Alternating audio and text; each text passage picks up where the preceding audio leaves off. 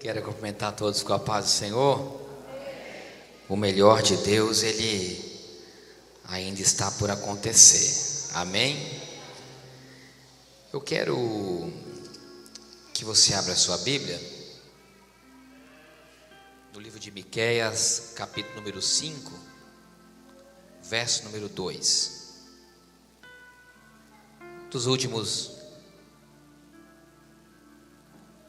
livros do Antigo Testamento, Miqueias, capítulo 5, verso número 2.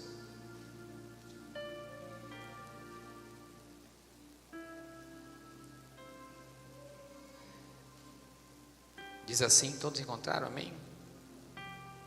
Vamos ler duas passagens. Miqueias, capítulo 5, verso 2 diz assim: E tu, Belém, Efrata, posto que pequena entre milhares de Judá, de ti me sairá o que será Senhor em Israel, cujo as origens são desde os tempos antigos, desde os dias da eternidade.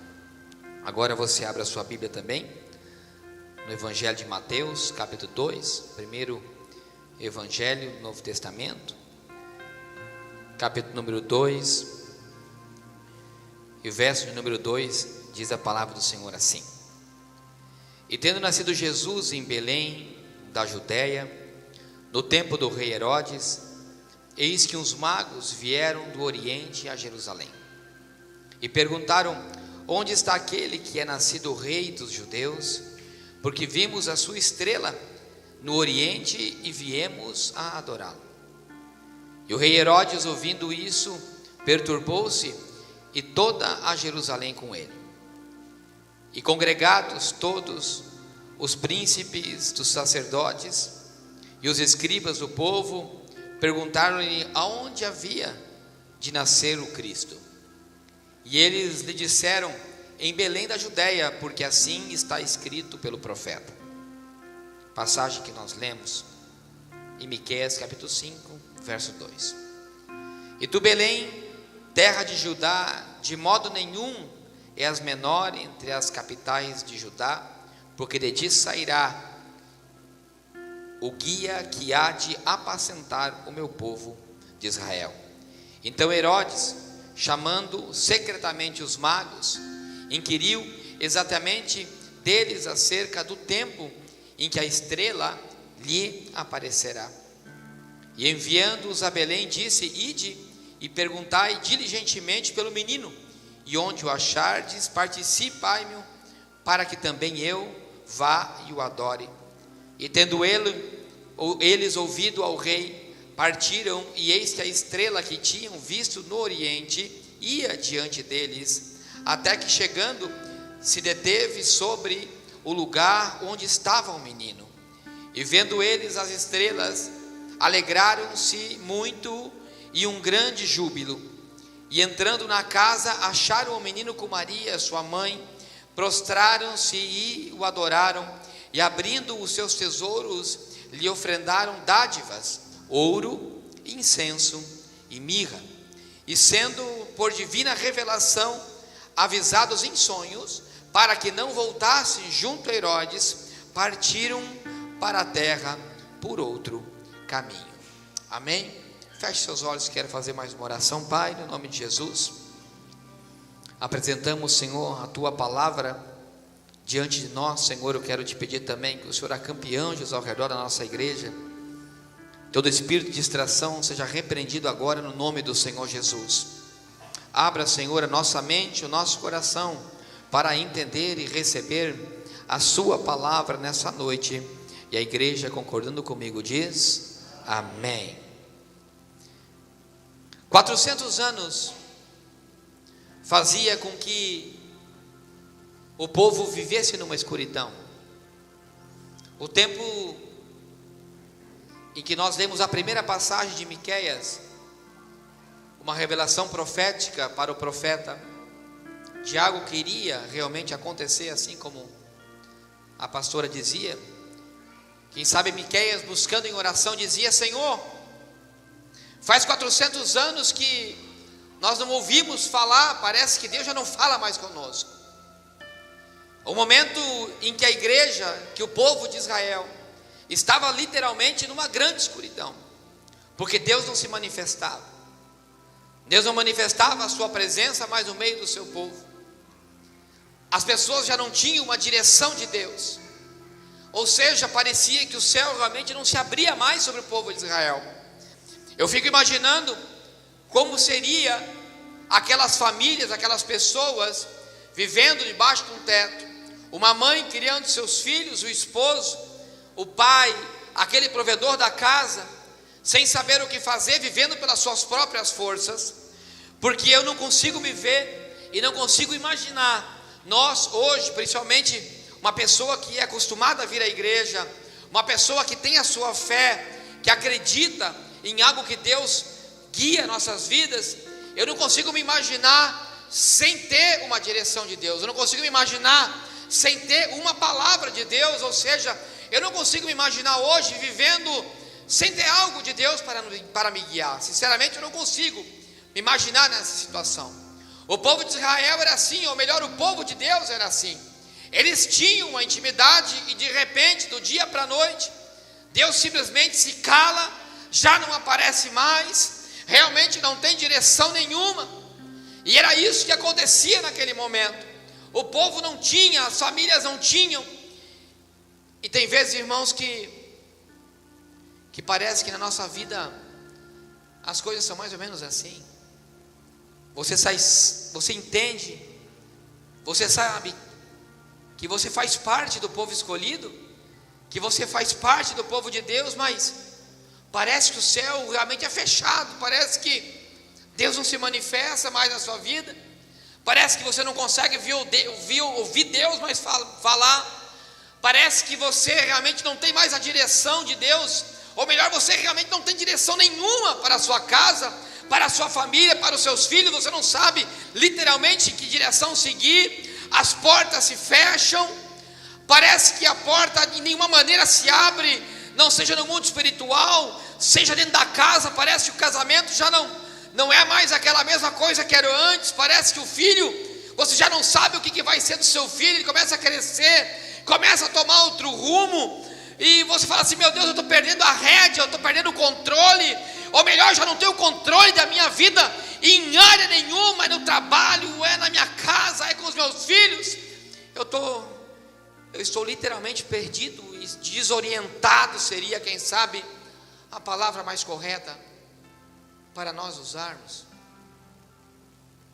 E quem não acordou, quem sabe, num dia de manhã, dizendo assim: o que é que eu faço? Que direção que eu tomo? Que decisão que eu devo tomar? Ou será que só isso acontece comigo? Tem vezes que você levanta e você fala assim, você fala não, às vezes o diabo fala para você: pega uma corda, passa no pescoço. Ou quem sabe você se levanta de manhã cedo e o diabo fala para você assim: larga tudo, vai embora, esse teu casamento já não tem mais jeito, tem algo melhor para você. Você vai ficar em cima dessa religiosidade? Você vai continuar com essa coisa de crente, de igreja? Larga tudo isso. Tem vezes que parece que o céu não se abre. Você olha no final do túnel e diz assim: meu Deus, passei um ano trabalhando, não consegui pagar minhas contas. Muito pelo contrário, parece que elas só aumentaram. O que vai ser de mim agora em 2018? Porque literalmente eu não sei mais o que fazer. Estou cansado dessa minha vida de dia atrás dia, e eu faço parte do povo de Deus, mas Deus já não fala mais comigo. E o povo se encontrava naquela situação porque 400 anos se passaram. E a promessa que um dia Deus tinha feito a profecia de que Deus levantaria um Salvador, que Deus enviaria alguém, um Messias, para resgatar o seu povo, aquele que traria esperança para não somente para aquela pessoa, mas para toda uma nação, para toda uma família. Aonde que estava a profecia? E tem vezes que você se faz essa pergunta, você fala: Deus, onde é que está a minha promessa? Os anos têm se passado, eu tenho envelhecido. Faz 5 anos que eu participo da igreja Ministério Sementes da Fé, e um dia Deus usou um profeta e me disse que tal coisa iria me acontecer. E aonde é que está? Passa ano e traz ano, está findando mais um ano, e a promessa não se cumpriu. Aonde que está a minha profecia? Mas o povo judeu, mesmo sabendo que 400 anos Deus não falava, era um povo que sempre tinha os seus olhos voltados para o alto. O calendário judeu não é dirigido pelo sol como nós. O calendário judeu é um calendário lunar. Então eles sempre cuidavam as fases da lua. Eles sempre tinham durante a noite os seus olhos voltados para o céu. E num certo dia, 3 homens, a uma distância de aproximadamente 2.000 quilômetros. Quando nós lemos e pensamos que os magos são mágicos, quando nós pensamos que os magos, os 3 magos, eram pessoas que não faziam parte do povo de Deus, nós poderíamos, eu não afirmo, mas nós poderíamos estar muito enganados, porque eles vinham do Oriente. 3 milhões de pessoas na época do povo de Israel, na época de Jesus, viviam em Jerusalém e dentro de Israel, mas mais de 3 milhões viviam fora, porque havia um povo que desde a época da Babilônia, que tinham sido aprisionados, não quiseram voltar.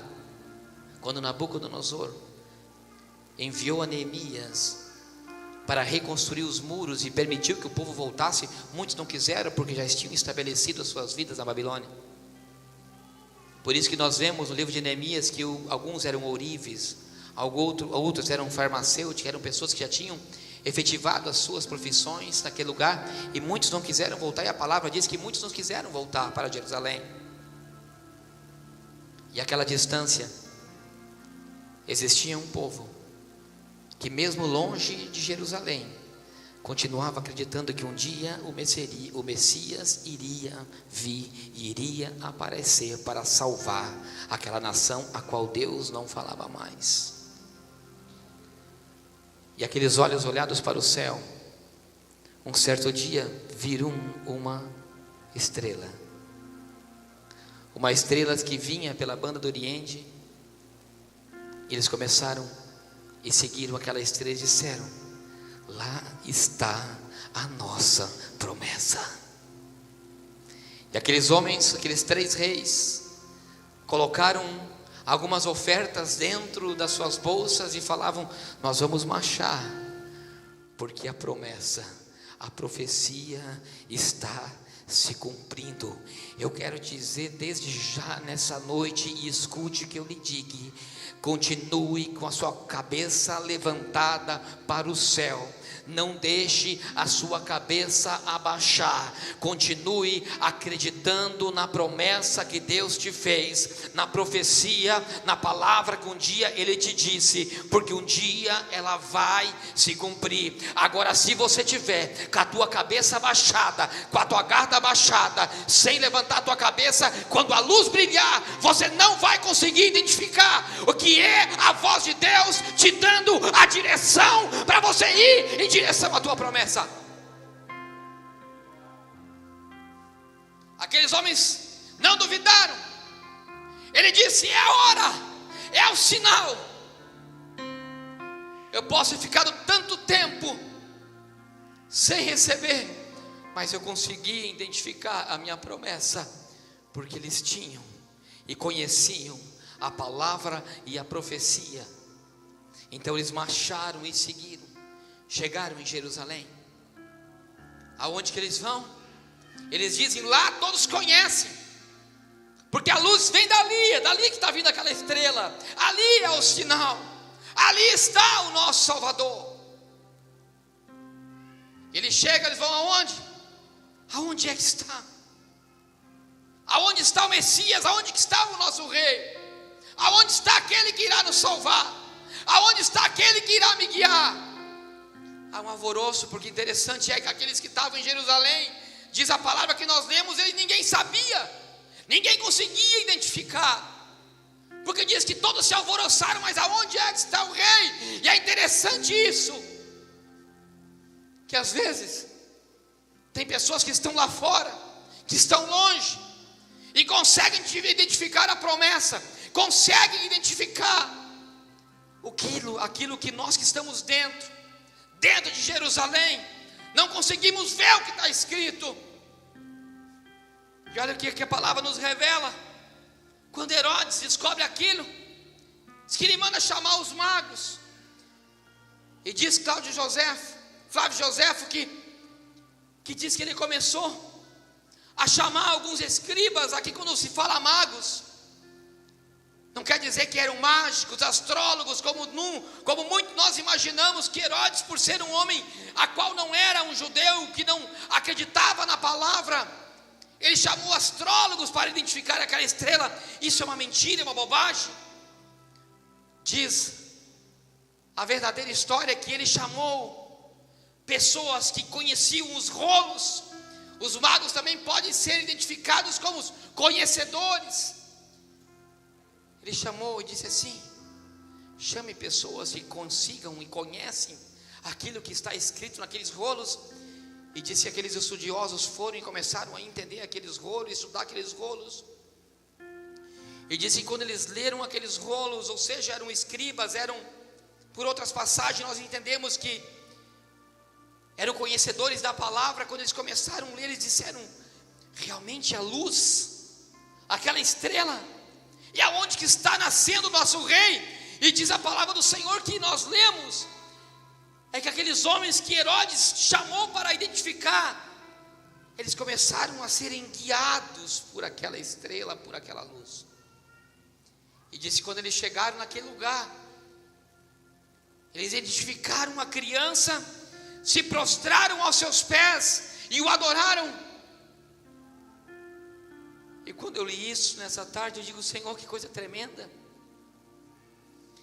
Eu digo assim, isso parece muito com a igreja de hoje, que tem vezes que, assim como Herodes, que não era crente, tem mais fé e acredita muito mais no que está escrito aqui dentro dessa palavra do que muitos nós que estamos aqui dentro. Porque você percebe que quando os magos chegaram, quem sabe começaram a perguntar para os judeus: aonde é que nasceu o vosso Rei? Eles não sabiam e se alvoroçavam.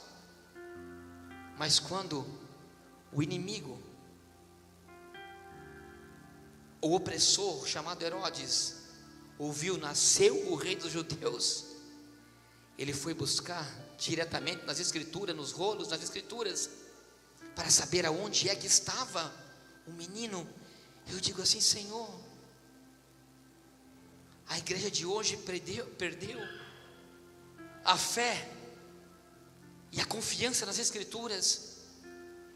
E eu vejo às vezes aí fora que tem pessoas que acreditam tão mais, e é tão mais temente, e é tão mais reverente à Bíblia, e tem tanto mais temor do que o próprio crente que está dentro da igreja.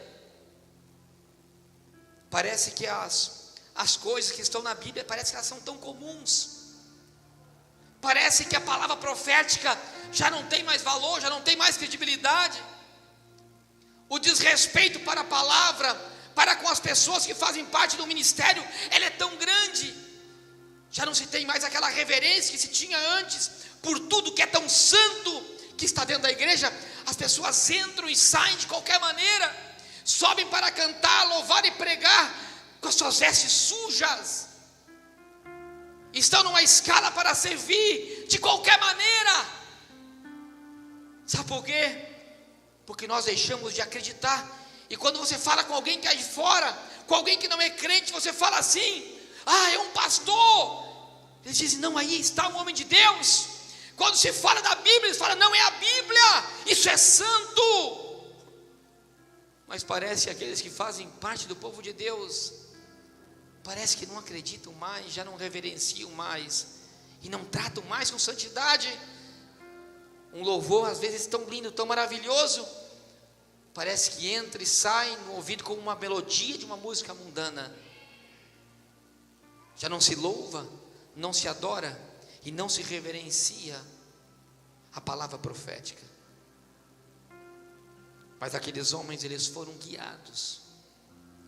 Quando eles identificaram, como nós lemos a palavra do Senhor, diz que eles foram guiados pela luz.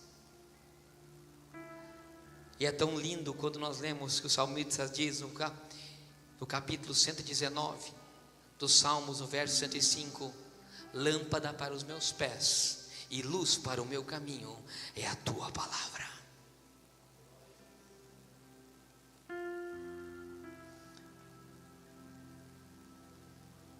Eu quero te dizer algo nessa noite. Você veja o Natal.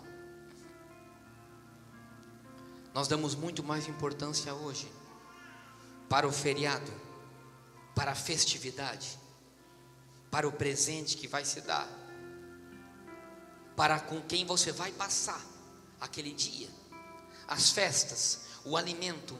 A sua preocupação é muito mais com as finanças, para o que você vai preparar para aquele dia, para que o significado que isso tem. Mas pastor, mas essa data não quer dizer que Jesus nasceu. Mas se criou uma data para comemorar. Realmente o que é mais importante, que a luz viria a nascer de volta, a esperança renasceria depois de 400 anos de escuridão.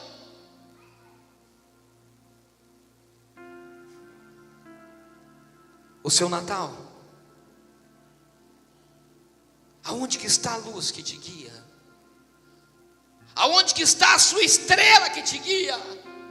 Aonde você tem permanecido na estrela que te guia?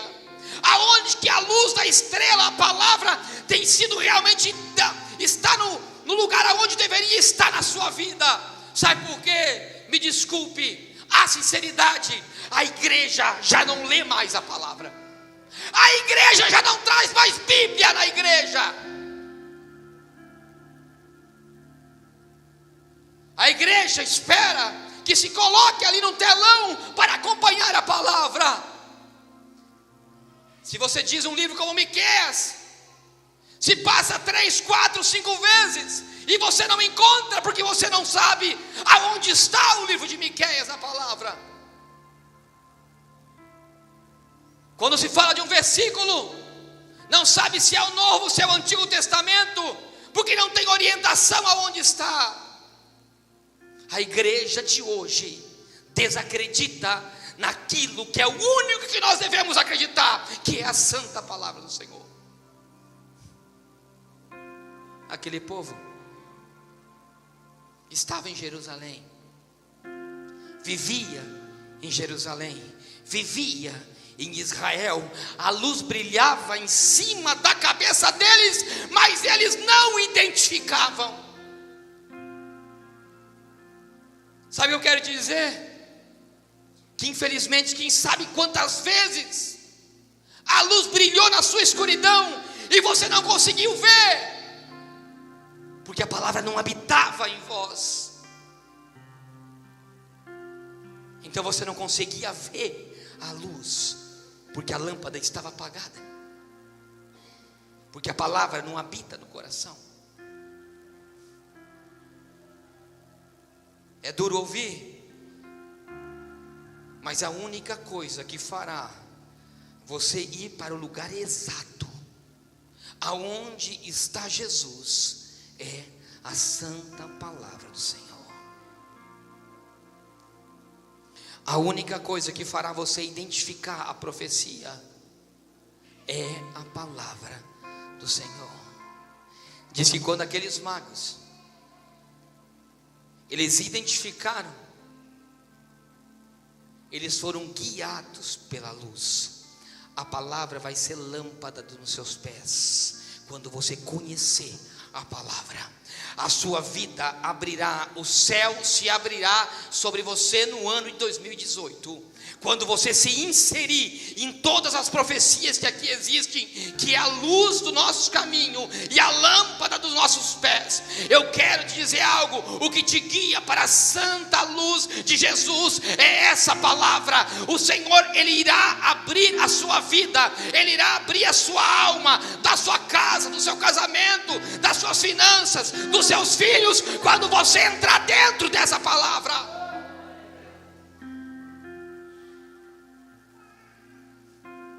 E disse que eles chegaram, e lá estava o menino. A luz dizia: ali está. Eles chegaram e se prostraram, pegaram os seus presentes e disse que abriram, e um deles era ouro, o outro era incenso, e outro era mirra.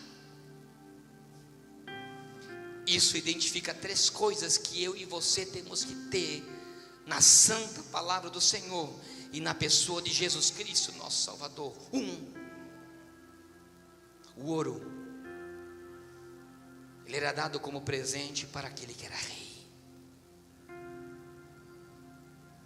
Aqueles homens entendiam que Jesus Cristo era o seu rei, soberano. O rei é aquele que tem autoridade sobre o seu súdito e o seu servo.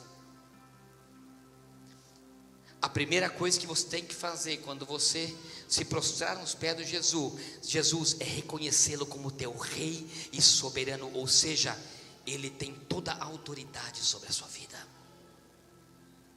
Você lhe deve obediência, você lhe deve gratidão, assim como o irmão Henrique disse, porque todo o povo era grato ao seu rei. Você lhe deve muita reverência, gratidão e outra coisa chamada submissão. O povo de Deus não se submete ao Senhor. O povo de Deus deixou de se submeter ao Senhor faz muito tempo. Eu dizia ontem, as pessoas estão muito mais preocupadas em vencer do mundo do que vencer ao mundo. A segunda coisa que eles trouxeram foi incenso. O incenso falava da vida sacerdotal de Jesus, dele ser o nosso guia espiritual, dele ser o nosso sumo sacerdote, aquele que nos redimiu do pecado. Fala de incenso, fala do quê? Fala de oferenda, de oferta, de pagar um preço. Quando eles levavam o incenso, eles falavam de algo chamado também sacrifício. A igreja do Senhor de hoje não se submete a Jesus e não paga preço. Sabe por quê? Porque nem dízimo mais dão. Não dão dízimo. A palavra é muito clara, que nós devemos dizimar ao Senhor. Como posso querer ser luz, ser guiado pela luz, se eu não obedeço à luz? Não há oferta, não há sacrifício, não há pagamento de preço. Aqueles homens não somente reconheceram o Senhor como seu rei, mas eles disseram: eu vim te oferecer algo, Senhor. Faz quanto tempo que você não chega realmente com o teu coração aberto? Muito pelo contrário, sabe o que eu vejo? Parece que tudo que se você oferece na igreja para ajudar a obra do Senhor tem que ser de uma forma tão humilhante, é tão constrangedor para a gente que está aqui em cima do púlpito, como eu vi com esses homens, com essas mulheres que estavam fazendo esse almoço. Para quê? Era para eles? Não era para eles. arrecadar dinheiro para uma obra que não é nossa, que é uma obra do Senhor, a qual tem um homem que aqui foi resgatado como um exemplo disso. Você tem que estar implorando, mendigando uma venda de um almoço por R$20, que era de graça, por tudo que lá foi oferecido, de graça. Se paga um lanche no McDonald's, uma comida, não estou falando mal, mas industrializada, que não vale nada, 15, R$20, e ali é uma festa. Mas para um almoço beneficente se paga R$20 com aquela mão mirrada. A igreja de hoje perdeu o amor pela obra. Perdeu o amor pela obra não, perdeu o amor pelo seu rei, porque não abre a mão, não quer oferecer nada, só quer receber de Deus, mas de dele para Deus não sai mais nada. Tudo que se pede na igreja é como se estivesse mendigando, ou seja, se eu me dobro ao meu rei, ele é o dono de tudo, será que ele tem que mendigar alguma coisa? Jesus não precisa mendigar nada para você. Você deve a ele. Ele é o teu rei. Você tem que se doar a ele. Se você crê nisso, senão você está no lugar errado. Então o que é que você está fazendo aqui? Isso aqui não é um clube social.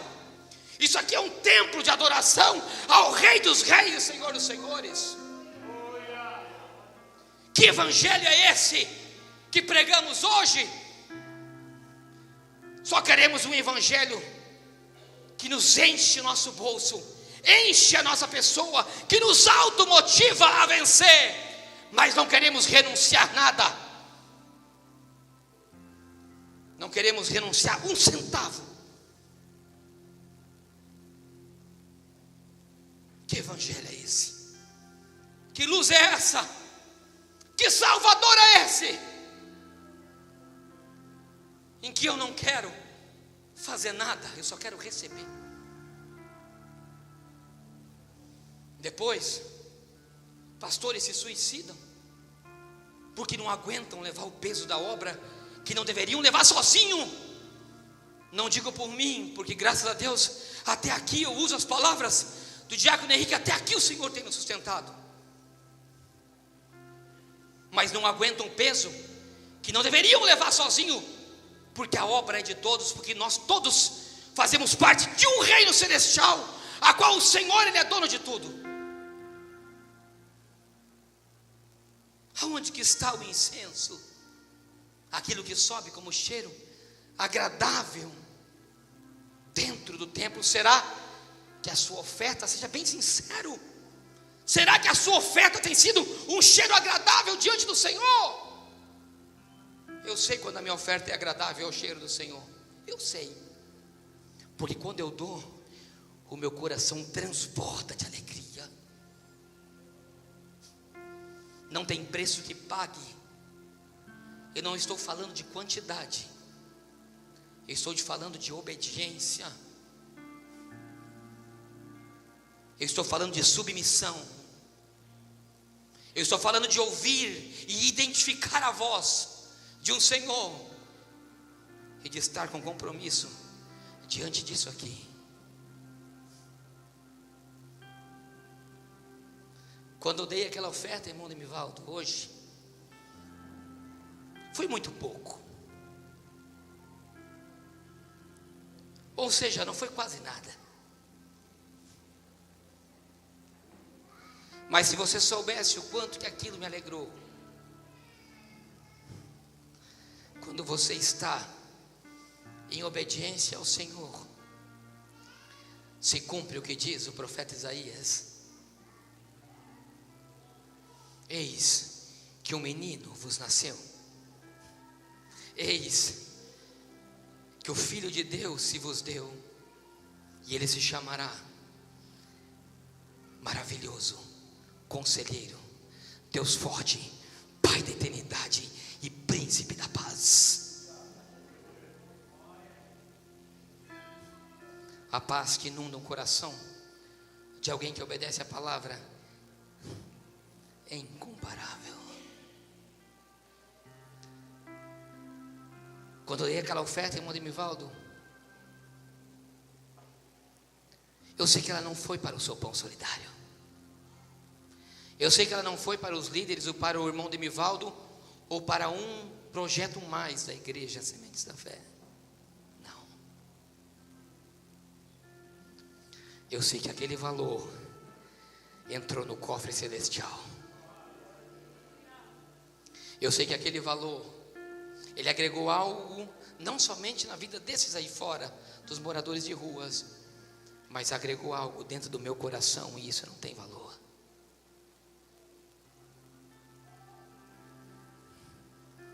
Ele abre outra caixa e diz: aqui está a mirra. A mirra era um perfume tão agradável. E a mirra tinha um significado quando se misturava para queimar junto com o incenso. Existe até uma palavra que os estudiosos teológicos dizem, que agora eu não vou me lembrar, quemerete, alguma coisa assim. A união do incenso com a mirra, quando era queimado no altar, dentro do altar de sacrifício, tinha um altar de sacrifício e tinha as lâmpadas acesas. O sacerdote não deixava que aquela lâmpada se apagasse em frente ao lugar santíssimo, e havia a parte que era o incensário. Então ele pegava o incenso, misturava com a mirra, e aquele perfume subia. E quando aquele perfume subia, a presença de Deus, ela se manifestava sobre aquele lugar. Aqueles homens, eles levaram o ouro dizendo: nós trazemos ao Rei dos Reis, ao Senhor dos Senhores. Nós trazemos o incenso como sacrifício juntamente com a mirra, porque isso vai fazer um elo de ligação entre esse mundo físico e o mundo espiritual e o reino celestial. E isso, juntamente com o sacerdote, que era Jesus, isso se transformava em algo que hoje nós chamamos de oração. Entrar na presença de Deus, entrar no lugar santíssimo de Deus.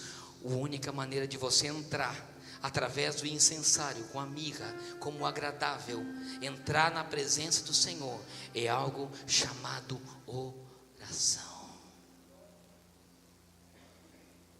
Aqueles homens, eles entregaram coisas preciosas ao Senhor, reconhecimento dele como seu único Rei e Salvador, e se prostraram aos seus pés e o adoraram em oração. Sabe o que eu e você nós temos que fazer? É permitir que a luz, que é a sua palavra, nos leve ao caminho do salvação. Eu quero dizer algo: siga essa luz, que ela vai te dar o lugar exato da onde estará o teu Salvador.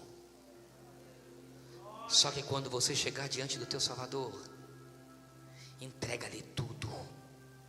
Reconheça Ele como teu Rei, como teu único e suficiente Salvador, como dono da tua vida, da tua casa, da tua família. Quando você chegar na presença dEle, dê o teu melhor, a tua melhor oferta, dê o teu melhor sacrifício, dê aquilo que te custe alguma coisa. Não dê ao Senhor o que não te custe nada. Sempre dá o teu melhor, porque Ele te recompensará. Vai louvar, louva, dá o teu melhor. Vai servir na porta, sirva, dá o teu melhor. Vai vir pregar, prega, dá o teu melhor. Dá o teu melhor, pelo amor de Deus, para o Senhor. Senão você está no lugar errado. O Senhor não é um Deus de migalha. Ele é o Deus forte. Diz que Ele leva todo o principado sobre os seus ombros. Sabe o que isso significa? Que o teu rei, ele tem o poder sobre todas as coisas. A tua oração, a tua amiga chega no lugar dele e você vai determinar, e ele vai mandar acontecer.